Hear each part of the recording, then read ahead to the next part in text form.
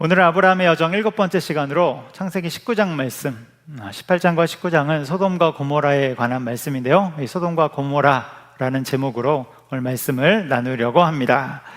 아프리카 말리에서 사역하시던 선교사님의 기도 편지를 본 적이 있습니다. 이 선교사님이 기도 편지 가운데 이렇게 적혀 있었는데요, 우리 슬라이드 한번 보여주세요. 네, 편지에 보면 이렇게 나와 있습니다. 제가 읽어볼게요. 지금 아프리카 말리는 임시정부 상태라서 그런지, 넘겨주시면 감사하겠습니다. 지금 아프리카 말리는 임시정부 상태라서 그런지 공무원들이 일을 제대로 안 합니다. 또한 불안정한 경제사정 때문인지 매일같이 전기가 끊겨 장시간 동안 정전되기 일쑤입니다. 정전 때문에 살기가 힘들어 작은 전기 발전기 하나를 구입했습니다. 인도에서 만들어진 발전기인데 켤 때마다 매캐한 매연이 발생하고 소음도 너무 크고 발전기를 껐다 켰다 할 때마다 전압도 바뀌고 그래서 전기 제품이 타들어가곤 합니다. 그래서 발전기를 수리하느라 한동안 고생을 했습니다. 한국에 살 때에는 코드만 꽂으면 항상 일정한 220V의 전기가 24시간 들어왔죠. 그때에는 전기에 대한 고마움을 모르고 살았는데, 그런데 전기가 없이 살고 있는 요즘은 그것이 얼마나 소중한지 뼈저리게 느끼고 있습니다. 이런 일상의 작은 고난들을 통해 예수님을 묵상하게 됩니다. 예수님도 늘 곁에 계시지만 늘 함께 계시기에 오히려 그 은혜에 대해 무뎌진 것은 아닌지 묵상하게 됩니다. 정전이 더 많이 일어나고 있는 요즘 예수님의 은혜를 더욱 곱씹어 보는 시간이 되고 있습니다. 여기까지인데요, 참 귀한 묵상이죠. 이 묵상을 통해서 우리의 삶도 돌아보게 됩니다. 하나님이 베풀어 주신 은혜들, 우리가 너무 당연하게 여기고 있는 것은 아닌지, 감사를 잃어버리고 살아가는 것은 아닌지 우리가 되새겨보게 됩니다. 우리가 요즘 새벽에 민수기 말씀을 살펴보고 있지 않습니까? 민수기 11장에 보면 불평하는 이스라엘 백성들, 하나님 앞에 원망하는 이스라엘 백성들이 나오죠. 물론 광야 생활 자체가 쉽지 않기 때문에 불평과 원망이 나올 수도 있다고 생각합니다. 그런데 민수기 11장 1절에 보면 그들이 악한 말로 하나님 앞에 원망하죠. 하나님 앞에 악한 말로 원망한다, 대적하는 것과 같은 것이죠. 어떻게 이렇게 할 수 있을까? 그러면 이들은 악한 말을 왜 하게 됐을까? 그 힌트가 이제 11장 뒤로 갈수록 우리가 알 수 있는데, 거기에 보면 이렇게 나옵니다. 민수기 11장 5절에 보면 이렇게 나와요. 민수기 11장 5절 같이 읽겠습니다. 우리가 애굽에 있을 때에는 값없이 생선과 오이와 참외와 부추와 파와 마늘들을 먹은 것이 생각나거늘. 무슨 말입니까? 애굽에 살 때는 먹고 싶었던 것들을 실컷 먹고 살았다는 말이에요. 먹고 싶은 게 있으면 다 먹고 살았다는 이야기죠. 이스라엘 백성들이 지금 이렇게 이야기하는 거예요. 그런데 여러분, 정말 그렇습니까? 이스라엘 백성들이 애굽에서 살 때 먹고 싶은 거 실컷 먹으면서 살았습니까?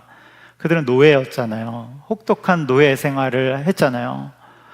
그 심각한 노동의 현장 가운데서 오늘 죽을지 내일 죽을지도 모르는 그런 상황 속에 빠져 있는데, 여러분, 이것이 말이 됩니까? 지금 살만하니까 옛날이 좋았어, 이렇게 이야기하는 거예요. 지금 살만하니까, 배부르니까 옛날이 좋았어. 우리는 이것을 이제 전문적인 용어로 추억 보정이다, 이렇게 얘기하죠. 추억 보정을 하고 있어요. 여러분, 추억 보정의 대표적인 예가 남자들이 군대 생활했을 때 그때 이야기죠. 남자 성도님들 군대 다녀온 이야기를 들어보면 어떻습니까? 파란만장하죠. 다 간첩 한 마리씩 잡아서 오지 않습니까? 군대에서 족구했다 그러면 다 그냥 거의 소림축구, 소림족구죠. 날라서 불꽃슛을 막 쏘면서 네트를 넘겼다. 그러면 다른 사람 뭐라고 합니까? 내가 그거 다 받았다. 축구할 때는 다 손흥민이고 메시고 그러죠. 추억 보정이죠. 실제는 이제 물나르고 그랬을지 몰라요. 그런 것이죠.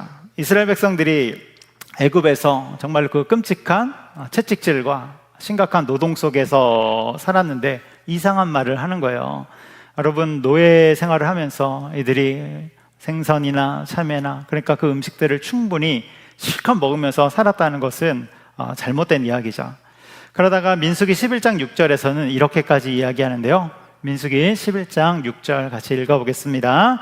이제는 우리의 기력이 다하여 이 만나 외에는 보이는 것이 아무것도 없도다 하니. 만나 외에 보이는 것이 아무것도 없다, 비아냥거리는 말이에요. 만나밖에 없어, 만나밖에. 야, 만나밖에 먹을 게 없어. 여러분, 만나가 얼마나 대단한 것입니까? 여러분, 만나는 정말 신비로운 하나님이 내려주신 음식이잖아요. 그게 어떤 모양인지, 어떤 맛인지 광야 생활을 했던 이스라엘 백성들만 정확히 압니다. 그들이 광야 생활을 할 때만 하나님이 주셨던, 이슬과 함께 주셨던 신비한 음식이 되는 것이죠.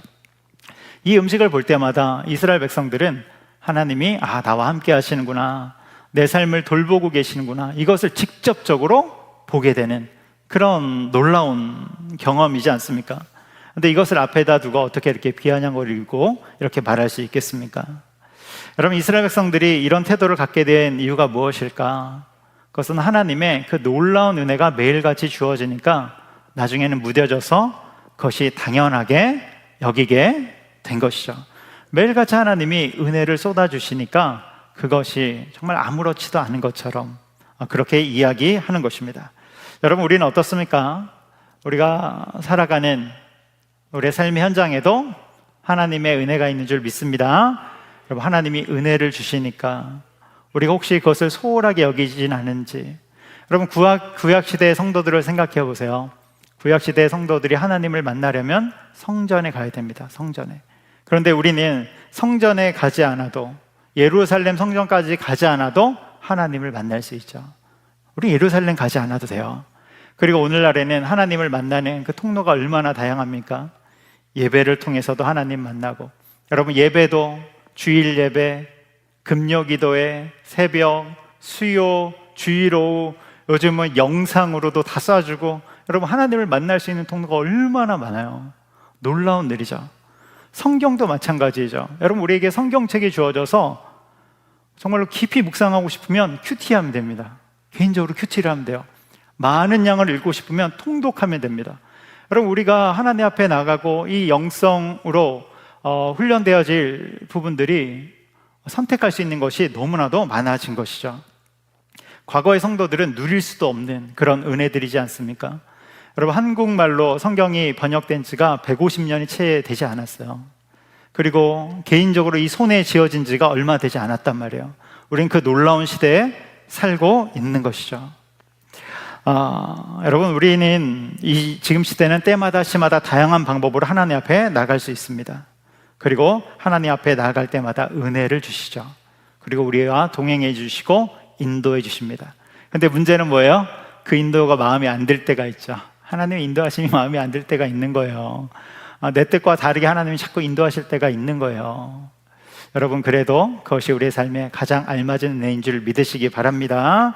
그리고 우리가 그런 은혜의 시대에 살아간다는 것을 기억하면서 항상 감사하는 마음으로 나가는 것입니다. 우리가 예배 드릴 때도 마찬가지예요. 어떤 분들은 예배 드리면서 자꾸 예배를 평가해요. 이번 예배는 은혜가 있어, 이번 예배는 뭐가 잘못됐어. 여러분, 그런 것이 아니라, 그런 평가하는 태도가 아니라 우린 예배자로 하나님 앞에 나가야 됩니다. 물론 비정상적인 교회라면 그렇게 이야기할 수 있어요. 근데 우리 산성교회에서는 최소한 그러지 않다고 생각합니다. 여러분, 항상 하나님을 경외하는 마음으로 하나님 중심으로 나가는 우리가 되기를 소망합니다. 그래서 오늘 본문은 창세기 19장 말씀으로 창세기 19장 중심으로 말씀을 전하게 되는데요. 소돔과 고모라가 심판받는 이야기가 나오죠. 소돔과 고모라 이야기에는 몇 가지 흥미로운 그 지점이 나와요. 흥미로운 지점이 나오죠. 첫 번째는 소돔과 고모라가 멸망당할 때 하늘로부터 유황과 불비가 내렸다. 이 지점이 흥미로운 것이죠.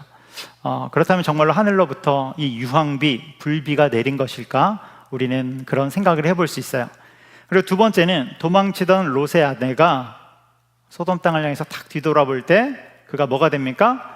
소금 기둥, 구름 기둥은 아니에요. 소금 기둥이 됩니다. 소금 기둥이 탁 되는 것이죠. 그래서 흥미로운 부분이죠. 사람이 소금 기둥이 될 수 있을까? 이 두 가지를 집중적으로 볼 것입니다. 먼저 본문의 내용을 살펴보면 1절에 보면 이렇게 나오죠. 우리 1절 말씀 같이 한번 읽어보도록 하겠습니다. 시작. 저녁 때 그 두 천사가 소돔에 이르니 마침 롯이 소돔 성문에 앉아 있다가 그들을 보고 일어나 영접하고 땅에 엎드려 절하매. 두 천사가 소돔 땅을 방문한 거예요. 소돔 땅을 방문한 이유는 그 땅을 심판하기 위해서입니다. 근데 롯이 두 천사를 영접합니다. 그런데 롯이 천사다 하고 천사를 알아봤기 때문에 영접하고 환대한 것이 아니에요. 그것이 아니라 환대하고 영접해 보니까 결과적으로 천사들이었던 것이죠. 가나안 땅에 사는 유목민들의 그 문화를 보면 손님들을 극진히 섬기는 그 문화가 있는 거예요. 이것이 이제 오늘날까지도 이어져 오고 있는데요. 그래서 중동의 사막이나 유대 광야에 지금 베두인들이 살고 있지 않습니까? 그 베두인들은 여전히 손님들을 환대하고 영접하는 문화가 있죠. 롯도 유목민으로서 그런 문화가 있었던 것이 몸에 배어 있던 것이고, 이런 환대는 사실 굉장히 성경적인 거예요. 그래서 히브리서 13장에 보면 이렇게 나오죠. 우리 히브리서 13장 1절로 2절 같이 읽겠습니다. 형제 사랑하기를 계속하고 손님 대접하기를 잊지 말라. 이로써 부지 중에 천사들을 대접한 이들이 있었느니라. 아멘. 형제 사랑하기를 계속하라. 손님 대접하기를 잊지 마라. 부지 중에 천사를 대접한 이들이 있다. 여러분, 서로를 환대해주고 손님들을 잘 맞이해 준 것은 너무나도 중요한 것입니다. 특별히 마태복음 25장에 보면 작은 자를 섬기는 것, 작은 자에게 대접해 하는 것을 누구를 섬긴 것과도 같다고 말씀하세요? 하나님을 섬긴 것과도 같다고 말씀해 주시죠. 작은 자를 섬겨주고 환대해주고 영접해주고 하나님을 섬긴 것과도 같다고 말씀해 주는 것입니다. 여러분, 항상 서로를 향해서 친절하고 타인을 존중하고 잘 대하는 우리가 되기를 소망합니다.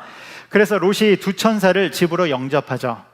그런데 그 과정에서 소돔 사람들이 이 두 천사, 두 손님들을 욕보이려고 하는 것입니다. 그럼 얼마나 악합니까? 왜 욕보이려고 합니까? 나그네니까, 힘이 없으니까, 영고가 아니잖아요. 힘이 없으니까 함부로 대하려고 하는 것이죠. 환대의 정반대가 보이는 것입니다. 이것을 통해서 당시의 소돔 땅이 얼마나 악했는지를 사실은 고발하고 있는 거예요. 보여주고 있는 거예요. 나그네, 약한 자들을 악하게 대하는 것이죠. 이런 과정 속에서 두 천사가 롯에게 중요한 소식을 알리는데 뭐냐면 이제 하나님의 심판이 이 땅에 임했다. 너는 가족들과 함께 빨리 피신하라. 이 메시지를 주죠. 무엇입니까? 일종의 복음이죠. 복음. 야, 빨리 피해라. 빨리 구원받아라. 지금 이 땅에 심판이 임했다. 일종의 복음이에요. 여러분, 롯은 당시 어떻게 가족을 이루고 있었냐면 롯과 아내 그리고 두 딸이 있죠. 그리고 이 두 딸에게는 예비 신랑들이 있었어요. 예비 사이들이 있었죠. 그래서 이제 총 6명인데 이제 다 같이 출발해야 되니까 그 예비 사이들에게 찾아가서 이 사실을 알립니다. 그런데 예비 사이들이 이 소식을 딱 듣고 어떤 반응을 보인 줄 아십니까? 14절에 보면 나오는데요. 우리 14절 같이 한번 읽어보겠습니다. 롯이 나가서 그 딸들과 결혼할 사위들에게 말하여 이르기를 여호와께서 이 성을 멸하실 터이니 너는 일어나 이곳에서 떠나라 하되 그 사위들은 농담으로 여겼더라. 여러분, 농담으로 여겼대요. 농담으로 여겼다. 여러분, 이 부분에서 주님의 사람과 세상 사람이 갈리죠. 복음이 탁 선포되었을 때 주님의 자녀들은 그것을 받아들이죠. 진리로. 세상 사람들은 뭐라고 그래요? 비웃어요. 야, 그런 게 어딨냐? 농담으로 여기고 아무것도 아닌 것처럼 이야기하고 가치 없는 것처럼 폄하하고. 여러분, 이 구절을 보고 있나라면 한 가지 장면이 떠오르는데 그것은 노아 홍수 시대의 장면이죠. 거기도 보면 비웃는 사람들이 나와요. 노아가 100년 동안 방주를 짓지 않습니까? 사실 그것은 복음을 계속해서 삶으로 나타내고 있는 것과 마찬가지죠. 방주를 지으면서 이제 곧 심판이 임한다. 하나님의 심판이 임한다. 계속해서 복음을 선포하고 있는 거예요. 근데 그 당시 사람들은 뭐 하고 있습니까? 그냥 시집가고 장가가고 먹고 마시면서 그냥 자신의 삶을 살면서 그 모든 것들을 무시하고 있었던 것이죠. 그러다가 심판을 받은 거예요. 여러분, 오늘날의 시대는 어떻습니까? 우리 시대는 어때요? 여전히 많은 사람들은 믿지 않고 농담으로 여기죠. 비웃죠. 야, 그런 게 어디 있어? 세상이 끝난 후에 심판과 천국과 지옥이 그런 게 어디 있어? 사람들은 관심이 없는 것입니다. 그런데 성경은 계속해서 말씀하세요. 세상에는 끝이 있다. 끝이 있은 후에는 반드시 주님의 심판이 있다. 이것을 지속적으로 말씀하고 있는 것이죠. 그래서 이 말씀을 듣고 예수님을 따르는 자들은 영생에, 반대로 예수님을 부인하는 자, 그리고 예수님을 믿는다고 말로 이야기하지만 실제로 보면 따르지 않는 자들, 그런 자들도 영벌에, 지옥불에 들어가게 되는 것이죠. 여러분, 세상은 원래 복음을 폄하합니다. 그리고 비웃기도 하고 아무 가치 없는 것처럼 말하기도 하죠. 그런데 주님의 자녀들은 어떻게 합니까? 그래도 계속해서 복음을 전파하는 것입니다. 기도하며 복음을 전파하는 거예요. 노아가 100년 동안 방주를 만들고 있을 때 사람들이 얼마나 그 행동을 어이없게 여겼을 것입니까? 그래도 노아가 포기하지 않고 계속 방주를 만들잖아요. 그런 것처럼 여러분, 세상이 어떠하든가 상관없이 계속해서 기도하며 복음을 전하는 것입니다. 특별히 그리스도인으로서 우리의 삶으로, 때로는 우리의 입술로 주님의 복음을 전파하며 살아가는 것입니다. 여러분, 낙심하지 말고 계속해서 복음의 파수꾼으로 살아가기를 축복합니다. 그래서 이제 소돔과 고모라 지역에 심판이 임하죠. 심판이 임하는 부분이 24절에 나오는데요, 24절에 보면 이렇게 나옵니다. 우리 24절 같이 읽겠습니다. 여호와께서 하늘 곧 여호와께로부터 유황과 불을 소돔과 고모라에 비같이 내리사. 아멘. 하나님이 소돔과 고모라 땅을 심판하죠. 근데 그 방식이 독특해요. 여기에 보면 하늘에서 유황과 불을 비같이 내리신 것이죠. 여러분, 상상해 보면 정말로 무시무시하지 않습니까? 너무나도 무서운 것이죠. 하늘로 유황불과 불비가 내린다면 정말 어떻게 될까? 여러분, 그 자체가 지옥이겠죠. 그렇다면 정말로 하나님이 하늘에서 유황비와 불비를 내린 것일까? 그런데 좀 전에 읽었던 24절 다시 한번 띄워주세요. 24절에 보면 힌트가 하나 나오죠. 여기에 보면 유황불을 소돔과 고모라에 비로 내렸다고 말씀하세요? 비같이 내렸다 말씀하세요? 비같이 내렸다, 이렇게 말씀하시죠. 이것이 힌트이죠. 여러분, 하나님은 전능하신 하나님이십니다. 그래서 충분히 초자연적인 그런 이적으로 얼마든지 하늘에서 유황비와 불비를 내리실 수 있어요. 여러분, 하나님은 그렇게 하실 수 있는 분들이에요. 하나님의 전능하심은 우리도 믿는 바이고, 여러분, 우리의 삶에서도 하나님의 전능하심이 나타나죠. 하나님이 때때로 이적을 행해 주시고 사람이 이해할 수 없는 그 일을 행하십니다. 할렐루야. 여러분, 하나님의 전능하심이 있죠. 그런데 오늘 본문에 나오는 이 유황비, 불비는 하늘에서 하나님이 실제로 이런 비를 내리셨다기보다는 근처에 화산이 폭발해서 자연재해가 임했다, 또는 지각 변동으로 인해서 땅속에 천연가스가 폭발했다, 우리가 이렇게 볼 수 있는 거예요. 그러니까 하나님이 자연을 사용하셔서 심판하셨다, 이렇게 보는 것이 훨씬 더 정확한 것이죠. 그런데 여러분, 하나님의 일하시는 방식을 보면 이와 비슷한 게 많아요. 노아 홍수 그 심판에도 보면 어떻습니까? 그때 하나님이 물로 심판하시죠. 소돔과 고모라는 불인데 노아 홍수 때는 물로 심판하시잖아요. 그런데 그 물이 어디서 나왔습니까? 여러분, 하나님은 전능하시기 때문에 없는 물도 만들어서 심판하실 수 있죠. 지구를 물로 가득 채우실 수도 있는 분이에요. 그런데 하나님이 그때 하신 방식은 무엇입니까? 궁창 위의 물과 궁창 아래의 물을 사용하셔서, 그러니까 이미 있는 물들을 사용하셔서 심판하신 것이죠. 다시 말하면 일종의 자연재해죠. 자연재해를 통해서 이 땅을 심판하신 거예요. 소돔과 고모라의 심판도 비슷한 방식이죠. 이와 같은 방식이에요. 여러분, 성지순례를 다녀오신 분들, 또 특별히 소돔과 고모라 땅으로 추정되는 그 사해 근처에 가보신 분들 계십니까? 거기에 가면 큰 산이 있죠. 큰 산이 하나 있는데 우리 사진 한번 보여주세요. 큰 산이 있습니다. 이렇게 큰 산이 있는데 다음 사진도 보여주시면 감사하겠습니다. 멀리서 보면 이렇게 돌산인데 여기도 돌산처럼 보이죠? 사실은 소금산입니다. 가까이 가서 만져보면 다 부스러지고 소금으로 되어 있죠. 그래서 거대한 소금 덩어리로 소금 덩어리들이 모여서 만들어진 산인데, 다음 사진도 보여주세요. 네, 지금 이제 사람들이 들어갈 수 있게 관광지로 이렇게 만들어 놓은 곳이고요. 다음 사진도 있죠. 네, 이렇게 이게 롯의 아내의 기둥이라고 이름이 불리는 그런 것입니다. 아무튼 그래요. 크기는 우리나라의 남산만 하다고 합니다. 엄청 크죠. 엄청 큽니다. 그래서 높이가 한 200m에 달하고요. 가로 세로 10km, 4km. 그래서 엄청나게 큰 산이 되는 것이죠. 이 산의 80%가 소금입니다. 그리고 주변에 보면 유황 덩어리들이 있는데 이 유황의 함유량이 98%라고 하죠.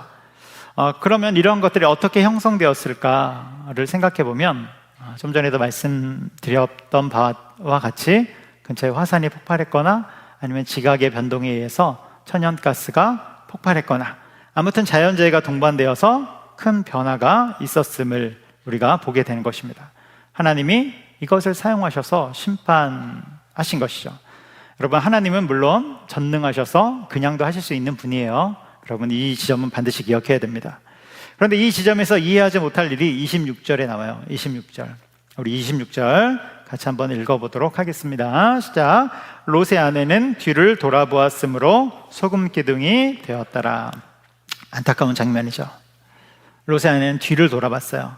그래서 소금 기둥이 된 것이죠. 그런데 여러분, 사람이 뒤를 돌아봤다고 소금 기둥이 될 수 있습니까? 이상한 구절이죠. 물론 하나님은 전능하신 분이시기 때문에 그렇게 하실 수 있습니다. 뒤를 돌아보는 자마다 소금 기둥으로 다 만드실 수 있어요. 주님은 그런 분이죠. 그런데 이 역시 자연재해와 관련해서 해석할 수 있는 것입니다. 여러분, 롯의 아내가 뒤를 돌아봤다. 이게 무슨 뜻입니까? 뒤를 돌아봤다. 단순히 고개를 돌려서 소돔 땅을 바라봤다. 그것을 뜻하는 것이 아니죠. 미련이 남아있다는 것이죠. 소돔 땅을 바라봤다는 것은 미련이 남아있다는 거예요. 왜 미련이 남아있을까? 재물이 많았거든요. 재산이 많았거든요. 아브라함과 결별해야 될 정도로 재산이 어마어마하게 많았기 때문이죠. 부유했는데 그것을 다 놓고 와야 하니까 머뭇거린 거예요. 도저히 갈 수가 없었던 것입니다. 이것을 다 놓고 도망쳐야 되는데 발길이 떨어지지 않은 거예요. 그래서 유황에 녹아버린 것이죠. 그렇게 소금산에 묻힌 것입니다. 여러분, 롯의 아내의 모습은 하나님보다 세상을 사랑한 자의 최후를 보여주는 그 상징과도 같은 것이죠. 그래서 롯의 아내가 뒤돌아봤다라는 구절을 보면서 우리는 하나님의 음성을 들을 수 있어야 돼요. 너는 그러지 말아라. 허탄한 것에 미련을 두지 말아라. 썩어질 것에 너의 마음을 두지 말아라. 할렐루야. 하나님의 음성을 들어야 되는 것입니다. 여러분, 세상은 마지막을 향해 가고 있다니까요. 끝날을 향해 가고 있다니까요. 세상 사람들이 아무리 부정해도 마지막 날 주님이 재림하시고 또 이 땅을 심판하실 그날이 온다니까요. 우리 지난주에 일론 머스크의 뉴럴링크도 봤잖아요. 여러분, 인간의 뇌에 칩을 심는 그런 일들, 성경의 말씀이 그대로 이루어지고 있는 것을 우리가 확인했잖아요. 여러분, 세상의 것은 결국 다 놓고 가는 것입니다. 다 놓고 가는 거예요. 그래서 우리가 이 땅에 정말로 욕심이나 탐욕으로 살 이유가 없는 것입니다. 이기심으로 살아갈 이유가 없는 거예요. 탐욕적으로 살면 후회할 날이 오는 것이죠. 이런 설교를 들으면 꼭 반대로 극단적으로 생각하는 분이 있어요. 거지로 살아야 되나? 여러분, 그게 아니에요. 그게 아니라 여러분, 욕심과 탐욕과 이기심은 버리는 것입니다. 우리는 주님의 자녀로 바른 것을 향해 가는 것이죠. 오늘 본문이 소돔과 고모라의 이야기인데요. 여러분, 역사적으로 보면 비슷한 일이 있었어요. 비슷한 일. 그 1세기 때, 고대시대 때 로마의 도시 중에 폼페이라고 있었죠. 지금 이탈리아 남부 지역쯤에 있는 그런 도시인데 하루아침에 사라진 적이 있습니다. 여러분, 영화로도 나왔어요. 보신 적 있습니까? 한 10년, 15년 전에 영화로 나왔는데 이 도시가 땅속에 묻혀 있었어요. 그리고 전설로만 떠돌았죠. 옛날에 이런 도시가 있었더라. 전설처럼. 그런 도시가 있었나? 없었나? 그런데 어느 날 극적으로 발견돼서 전 세계가 놀란 적이 있죠. 1세기경에 존재했던 이 폼페이는 문화와 문명이 고도로 발달된 그런 도시예요. 특별히 로마 귀족들의 휴양지였는데요. 로마의 고위 관직자들이 이 폼페이라는 도시에 다 별장을 하나씩 지어놓고 거기에서 때마다 시마다 휴양을 하는 것입니다. 그런데 이렇게 고도로 발달된 이 도시의 가장 큰 특징이 무엇이냐면 문란함과 음란함이죠. 그래서 쾌락과 유흥, 우상 숭배와 음란함이 가득한 그 도시였어요.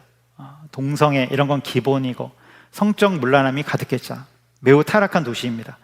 여러분, 그런데 이 도시가 이틀 만에 사라져요. 이틀 만에. 엄청나게 발달한 큰 도시임에도 불구하고 주 79년에 근처에 있던 화산이 폭발해서 이 도시를 그냥 덮어버립니다. 근데 화산이 폭발할 때 초고온 그 열구름이 탁 나와서 순식간에 다 녹여버리죠. 도시를 다 태워버려요. 그리고 화산이 폭발하면서 엄청난 양의 흙과 돌이 다 같이 폭발합니다. 그래서 마치 하늘에서 유황비가 내리는 것처럼, 불비가 내리는 것처럼 떨어지는 것입니다. 유독가스가 분출되는데 말도 못하죠. 그렇게 폼페이라는 이 도시가 순식간에 흙과 돌에 다 매장돼 버려요. 한 번에 다 완전히 그냥 다 묻혀버리죠. 근데 그 다음날 비가 옵니다. 하늘로부터 비가 계속 와요. 그러니까 흘러내렸던 용암들이 그대로 굳어지고 도시를 덮었던 흙과 그 돌들이 단단해져서 도시가 흔적조차 없이 사라집니다. 완전히 사라져버리죠. 이틀 걸렸어요. 이틀. 소돔과 고모라의 재앙과 너무나도 흡사하죠. 그래서 이 도시가 역사 속으로 사라지고 사람들 기억에 이렇게 점차 희미해진 거예요. 그리고 전설의 도시로 남았죠. 그러다가 1500년대에 이 도시가 우연히 발견돼요. 1세기 때 지어졌는데 이제 다 무너졌는데 1500년, 그러니까 1500년이 지나서 발견되는 거예요. 나라에서 수로 공사를 하려고 이제 땅을 파고 막 뚫고 하는 도중에 발견된 것입니다. 당시 사람들은 전설 속의 도시라고 여겼는데 실체를 딱 본 것이죠. 1500년이 지나서. 그런데 그 당시의 기술로는 그 도시를 발굴하기가 어려워요. 그래서 그대로 뒀다가 200년이 지난 1700년대부터 그 도시를 발굴하기 시작했어요. 지금도 발굴합니다. 500년 동안 발굴했거든요. 70% 정도 발굴되었다고 합니다. 지금도 발굴하고 있죠. 왜 이렇게 오래 걸릴까? 여러분 뭐 뉴스 보면 그분들은 삽으로 하지 않고 붓으로 하잖아요. 이렇게 붓으로 하니까 제가 볼 때 앞으로도 한 200년 더 붓질을 해야 되지 않을까 생각이 듭니다. 여러분, 이 도시가 순식간에 사라졌는데 당시 사람들이 하는 말이 뭐라고 말했냐면 너무 타락해서 신이 노아에서 재앙을 내렸다, 이렇게 사람들이 이야기한 것이죠. 세상 사람들은 신이라고 말했지만 정확히 하나님이죠. 하나님의 심판과 진노가 그 땅에 임한 것입니다. 여러분, 소돔과 고모라의 이야기는 성경 속에 있는 이야기가 아니라 그와 비슷한 이야기들은 역사 속에서도 있고 지금도 있죠. 지금도 있어요. 여러분, 우리가 폼페이를 보면서 또 소돔과 고모라 땅을 보면서 야, 타락했다, 세상이 썩었어, 죄악이 만연해, 이렇게 이야기할 수 있습니다. 그런데 여러분, 오늘날의 시대를 한번 잘 생각해 보세요. 오늘날의 시대는 과연 소돔과 고모라 시대보다 더 나은 시대인가? 폼페이의 시대보다 훨씬 더 나은 시대인가? 거룩한 시대인가? 좀 더 선한 시대인가? 오늘날의 대한민국은 어떠한가? 여러분, 오늘날의 시대를 살펴보면 과거의 시대보다 낫다고 결코 말할 수 없는 것이죠. 말할 수 없어요. 그럼 이스라엘의 텔아비브에 가면 매년 6월마다 동성애자들의 축제가 벌어지는데 중동 최대 축제이죠. 20만 명이 모입니다. 그리고 브라질에서는 300만 명이 모여요. 300만 명. 어마어마하죠. 여러분, 오늘날의 시대가 주님의 심판을 받지 않았다고 해서 과거 시대보다 더 거룩하거나 선한 것은 아니에요. 오늘날의 대한민국도 마찬가지죠. 대한민국이 심판을 받지 않은 것은 그 어느 나라보다 선하고 거룩하기 때문이 아니에요.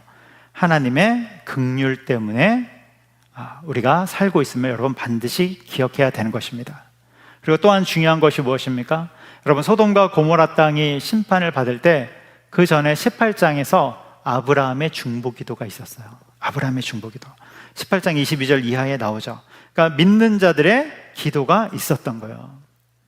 아브라함이 소돔과 고모라를 놓고 기도한 것처럼, 중보기도한 것처럼 여러분, 주님의 자녀들, 거룩한 주님의 자녀들은 무엇을 해야 됩니까? 나라를 품고 기도하는 것입니다. 하나님의 긍휼이 이 땅에 있도록, 또 이 지역에 있도록, 또 우리 가정에 있도록, 우리 교회에 있도록 우리는 계속해서 기도하며 나가는 것입니다. 여러분, 하나님은 우리를 긍휼히 여기시고 주님의 은혜로 이끄심을 여러분 반드시 기억하시기 바랍니다.